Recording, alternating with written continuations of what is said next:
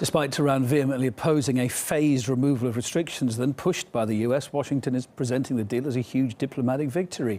However, it's left America's key Middle East ally Israel infuriated. The Obama administration's even used the Israeli Prime Minister's own imagery against him to make a point. Remember this? Back in 2012, Netanyahu's speech at the UN featured that cartoon drawing of a bomb and that red line to indicate how close Iran was to making nuclear weapons. Now, on its Twitter page, the White House has posted the same image, but with a fuse cut by a pair of scissors. It also details how the deal with Iran will actually, if it happens, shut down Tehran's way to nuclear weapons.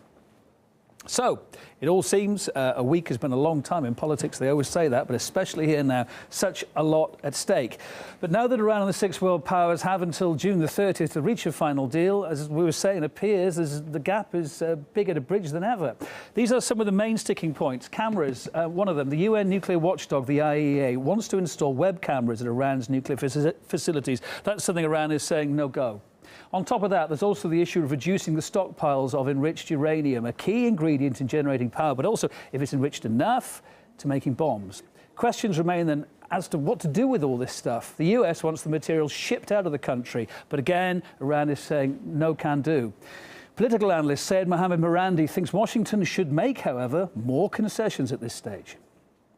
Americans from the beginning knew the Iranian negotiating position. The Iranians have been flexible. The Americans have to now learn to be flexible. For example, having online cameras is not an option. Why? Because IAEA in the past, they received intelligence about Iranian scientists. They met Iranian scientists and they passed that intelligence or that information on to Western intelligence organizations.